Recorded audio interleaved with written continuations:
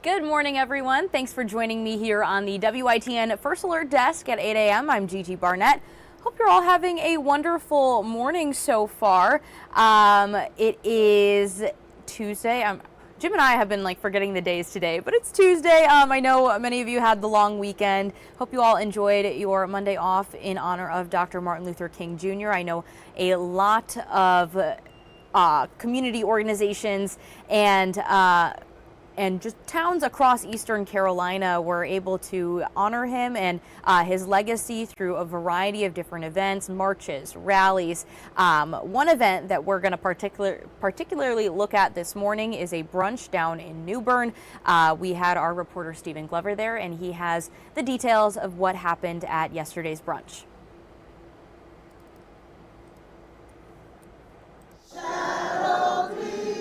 The legacy of Dr. Martin Luther King Jr. still echoes loudly. Dozens gathered at the Frame Banquet and Catering Center in New Bern, singing aloud and celebrating his message of love and unity. It is still the message that rings throughout the world in which we live in, and it is needed and it is necessary at this time more than ever. For many in the room, this celebration of Dr. King's life and accomplishments hits especially close to home. In 1962, I went to convention for SCLC, Southern Christian Leadership, and Dr. Martin Luther King was the president, Jr. was the president, and I went to Atlanta, Georgia, and I met with Rosa Parks. Reverend Ethel Sampson is a civil rights activist who picketed during the movement and met Dr. King himself. She says seeing everyone still coming together decades later gives her hope, though she wonders if we're truly better off today. Sometimes it seems like it's regressing to me sometimes, but a lot of us still have the dream. Pastor Baldwin Gibson of Peloton Ministries joined other community leaders and church speakers for the Martin Luther King's Outreach Ministries Memorial Brunch to continue ringing Martin Luther King's dream well beyond the mountaintop. This is a great time for us to just come together and once again say that there is a more excellent way for us to move the needle forward. That moral arc is still bending, but it causes us to bend it, and we do that together.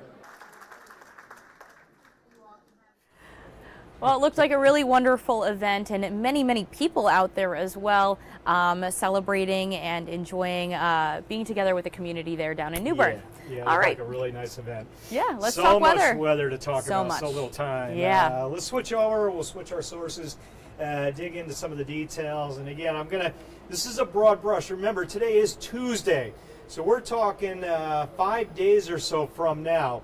When it comes to the weather forecast, the further out in time you get, the greater the possible error in some of the data. So keep that in mind as we're hammering some of these details. There's enough agreement amongst the model data where we felt like we needed to get that first alert weather status out for the weekend. So it certainly looks like we'll have a storm out there over the course of the weekend. Timing may shift a bit, impacts may vary a bit, but right now it certainly looks like we may have a bit of everything coming in here in terms of winter weather. So there's Friday. Everything's down on the Gulf Coast and west of us. Get you into Saturday. Storm riding south of us. Initially, this is light moisture working northward ahead of the storm and banging into very cold air. That will likely produce freezing rain, a little sleet, maybe some snow in there. Nothing too heavy the way it looks right now Saturday. But it's going to be cold enough, it won't take much precipitation to create some travel issues. So keep that in mind. And exactly when that potential hazard begins, driving risk, it's hard to say this far out. I would plan on mid-morning Saturday. It very well may be later in the day. In fact, one of the models that I like says the precip won't start until late afternoon Saturday. If that verifies, we'll be in a good place through lunchtime, early afternoon. Some of the models say earlier, so I give you that window and have you prepping. By the time you get up Saturday, you want to be kind of all ready for this potential. So we get into Saturday night, Sunday, there's the storm rolling up along the coast. If that thing tucks in more onshore or near the coast, the rain moves further inland. If that low heads a little further offshore, it's more of a solid snow to mix event for all of us. So right now, that line between the winter weather and the rain is subject to changing depending on the position and strength of the low. This is a very common forecasting issue that we deal with here. The dividing line, where that warmer marine air mass and the colder continental air, where they set up, where that clash sets up, and thus the snow, sleet, freezing rain to rain line. That's something we're going to watch closely for you. Right now, it looks like Highway 17-ish, but I think that may shift a bit. So again, the bullets here, Saturday through Sunday night, first alert weather days. That timing may shift a bit either way. Saturday, the light mixed precipitation arriving from mid-morning into the afternoon. Slick spots potentially start to develop. We got to watch freezing rain.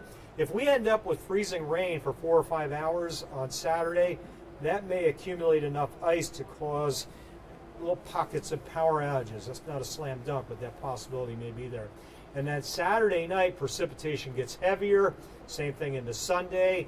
Depending on what that precipitation is, will dictate the impacts. If your area is getting all snow and some sleet, there will be accumulations. And there will be some areas that do that. Question is, where does that set up? Could be I-95 westward. I do think some of us will catch that, though, the way it looks now. Not going to talk how much snow yet. It's just way too early. And you got to wait for those, how those numbers are shaken out. Again, coastal storm likely over the weekend. The wintry mix arriving Saturday. Heavy air precip Saturday night into Sunday. Ice and snow accumulations possible to likely for certainly some areas. And again, working on snow totals the next few days. We're going to update you regularly on the track and strength of the storm and the potential impacts. Out there right now, sunny, chilly, or cold right now. It's going to stay cold all day. Low 40s later, mid-20s now. And again, breezy at times. Not as much wind, 10-ish on a northwest wind today. That wind will turn south tomorrow, and that's good news. I'll show you that in a sec, what that means. Satellite radar, neither of either. A little thin whiff of a high cloud, and that's it out there. And there's all the current air temps. That's pretty darn cold walking out of your home. Low to mid 20s north, mid to upper 20s south, and then mid 30s on the beaches. Wind at about 5 out of the northwest. The wind chill values low to mid 20s as you head out this morning. This is where we're going to end up. 42, 43 this afternoon. Sunny skies. I mentioned a south wind tomorrow and holding that into Thursday. So the air temp comes up.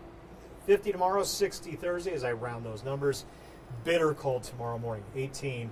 And then we look to the weekend and the potential high impact winter event. Doesn't mean it necessarily will be, but some of the data saying this one could be a pretty good humdinger for us as it works through here in that cold air, Gigi. So we're watching closely, keeping you guys fully updated on how that's coming together. Yeah, so it looks like this is a widespread event happening on the weekend. Everyone's going to get something. We don't know exactly what we could be seeing, but could be could be snow, it could be freezing rain, it could be sleet, it could be... There's probably going to be a dividing line somewhere around Highway 17. Gotcha. Could it slide all the way back to I-95? Yep. Could it sit right on the coast and almost all of us are dealing with wintry weather? Yes. I think all of us, Saturday will likely get some type of light wintry weather, maybe starting late day. That'll be impactful in and of itself. The transition or the push of the coastal range Saturday night into Sunday. How far inland does it come? Where does it stay? All snow and mix? Those are the big questions right now, but a lot of moisture. Okay. And that means a lot of something, whether it be rain in the rain gauge or measuring snow with a ruler. Hard to say who sees what right now. We're working on the details. Okay, great. Thank you, Jim. Sure. And thank you, everyone, for joining us this morning. Hope you all have a wonderful Tuesday. Bye. This hour of the WITN First Alert Desk is sponsored by Toyota of Goldsboro.